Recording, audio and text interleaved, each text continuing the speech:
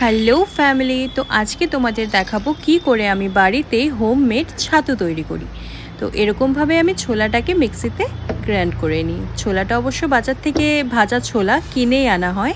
তো তারপর এটাকে খুব ভালো মতো গ্রাইন্ড করে নিই, গ্রাইন্ড করে এটার ডাস্ট বানিয়ে নিই। তো ডাস্ট বানিয়ে নেওয়ার পরেই দেখো ডাস্টটা কিন্তু খুব ভালো মতন হয়, এই যে খুব সুন্দরভাবে এটা ডাস্ট হয়ে যায়। তো তারপরে আমি এটাকে ছাঁকনির সাহায্যে ছেঁকে নেব। এটার রিজন হচ্ছে যে এটার যে ওপরের পাতলা চোকলাটা আছে সেটা কিন্তু আলাদা হয়ে যাবে, আর ছোলার যে ডাস্টটা মানে ছাতুটা সেটা আলাদা হয়ে যাবে।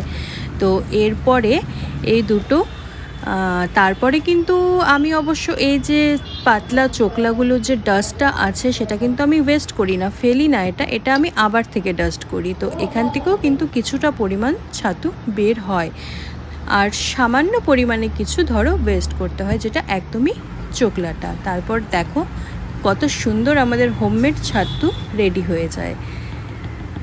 ভালোই বুঝতে পারছো দেখে যে কত সুন্দর এটা ভাবে ছাতুটা রেডি হয়েছে। আর এটা কিন্তু সম্পূর্ণ পিওর হোমমেড, যেটা তোমরা বাচ্চাদেরকেও দিতে পারো দুধের সাথে, আর বড়রা তো খেতেই পারো। ছাতুর শরবত তো ডেলি খাওয়া খুবই ভালো গরমের দিনে, আর ছাতু যে কোনোভাবেই খাওয়া যেতে পারে। আমি অবশ্য এরকমভাবে নর্মালি শরবতটা বানিয়েই খাই। তোমরা অবশ্য এটার মধ্যে চাইলে নিজেদের টেস্ট অনুযায়ী চিনি বা লবণ, লেবু এসব ইউজ করতেই পারো, কিন্তু আমি অবশ্য এসব কিছুই দিই না। আমি নর্মালি ছাতু আর জলটাকে মিক্স করে শরবত বানিয়ে নিই।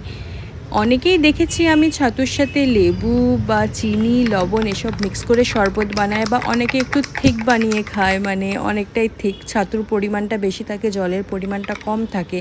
এরকমভাবেও খাওয়া যায়। আর বাচ্চাদেরকে তো দুধের সাথে যদি সকালের দিকে দেওয়া হয় তাহলে তো পেটের পক্ষে ভালোই, সামান্য পরিমাণে দেবে, খুব বেশি নয়। আর এভাবে করে দেখো কত সুন্দরভাবে আমাদের ছাতুর শরবত রেডি একদম। তো এই যে আমার হোমমেড ছাতুর রেসিপিটা আজকে তোমাদের সাথে শেয়ার করলাম। বাই।